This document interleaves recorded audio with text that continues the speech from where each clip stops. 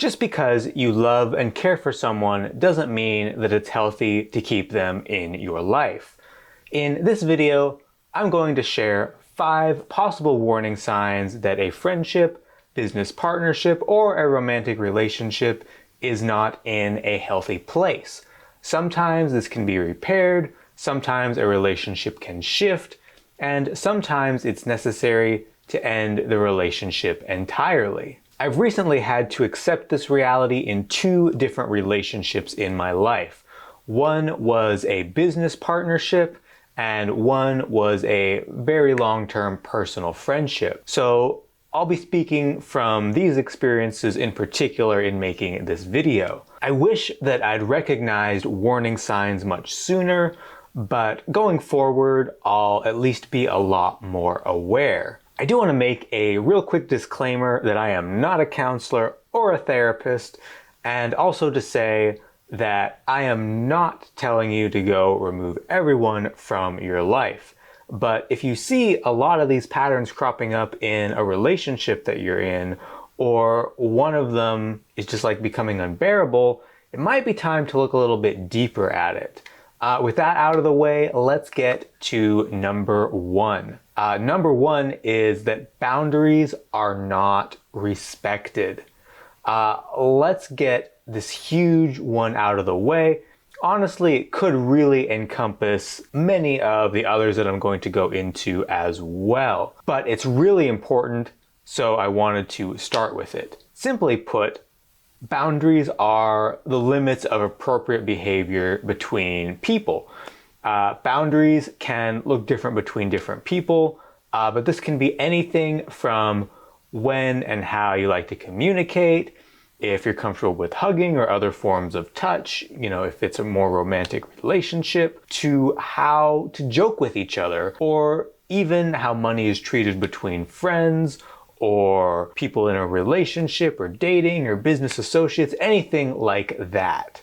These boundaries can be verbally stated, and sometimes they need to be, and can also just be developed as an understanding between 2 people. But if you're not sure, it's always good to have, simple, open communication about boundaries.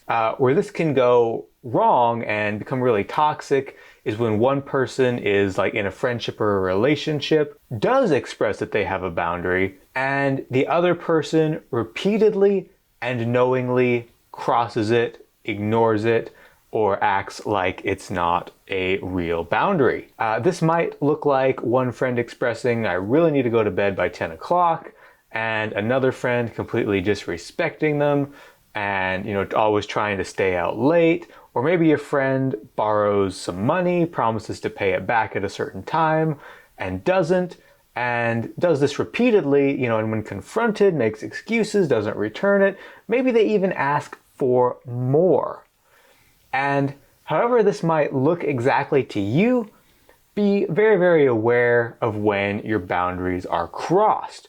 A really good indicator of this is when you find yourself getting uncharacteristically angry at this particular friend or partner when they do something. Pay attention to that. Stop and analyze why. Odds are that your boundary was crossed, rather spoken or unspoken. Number 2 is they are harming you financially. I'm including this one here because it should be an immediate red flag, especially in friendships, but also in relationships. So let's define what I mean here by a few examples. This could look like the previous boundary crossing example of a friend who is just constantly asking for money, borrowing money, pushing you to lend them money, promising to return it, and never doing it. And they're always promising to return it soon, but if you could just spot them a few more bucks till then, they would be so grateful. I've experienced this in a friendship that unfortunately had to end because they couldn't or wouldn't stop. They just kept pushing and pushing. And it got to the point where I was becoming a really, really unpleasant person to be around with them. And so I just had to cut it off. But also be very careful, because people will often try and guilt you if you try and raise this boundary. And if you have people-pleasing tendencies, especially mixed with some kind of moral framework that includes helping people, they can really try and take advantage of this right and left. This might also look like a friend tearing down your entrepreneurial ambitions, your goals for a promotion at work, or even getting you into activities that just negatively impact your work or your finances, such as a lot of late nights out, getting drunk when you have work the next day, or into really, really expensive hobbies that you can't afford, but they keep pushing you into. But anything that's long-term affecting your ability to earn money, earn savings, keep savings, take care of yourself, your pets, your family, this is a huge red flag no matter what kind of relationship it is. If you confront them in a kind but very frank manner about how it's affecting you and they continue to push, I'd say this is a very, very dangerous friendship or relationship to allow to continue to exist. And they likely are simply just not a good person. And trust me, take it from somebody who has had friendships like this, the cost is very, very heavy and never, ever worth it. So number 3, someone who continually breaks promises. Now, I've touched on this in previous examples, previous points, but anyone who continually breaks promises to you should be major red flags. This isn't just like an occasional failure or a mistake, but repeated offenses. They cancel plans last minute over and over and over without a good reason. They don't pay you back when promised. That's an example clearly on my brain. They promise to do an activity with you or something for you, and they never seem to find the time. Now, it's important to remember life happens. People forget things occasionally. People get sick. Emergencies come up. But if it's a habitual breaking of promises, that's a sign that a relationship is not working, not healthy, someone does not respect you, and is something that you really might want to think about shifting or getting rid of.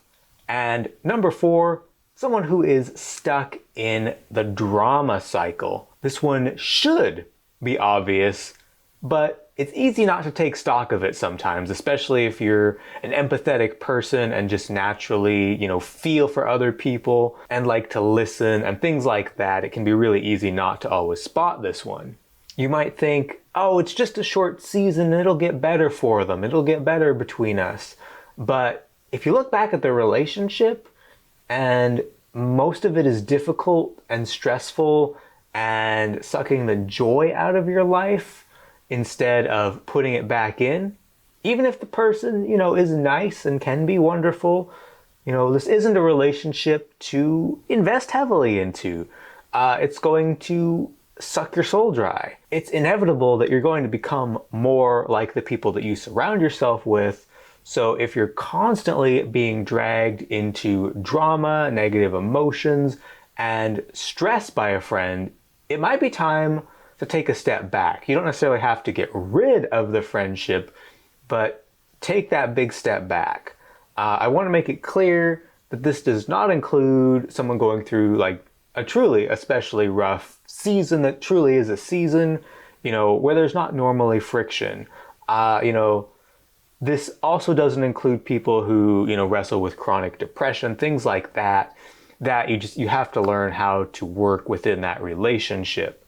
I'm specifically talking about people who seem to always find a way to start conflict or put a negative spin on all situations. We know this type of person. Something good happens in their life and they find one thing wrong with it, or talk doom and gloom about how it's going to all go away, or something good happens in your life and they tear you down or tell you why it's going to fail, or be snarky or antagonistic, or just stir some shit up. They'll bring jealousy, scarcity, and a doomed mindset into your life, and they thrive on drama and conflict. And I want to add here that it's really easy to get addicted to these negative emotions, which sounds weird, but it's true. Stress, fear, anger, etc. We think we hate them, but we actually can get addicted to the drama. Our brains get addicted to that fight or flight, and it's hard to recognize that we're in that cycle. And number 5 is they're harming your creativity. If people are one or more of the previous things,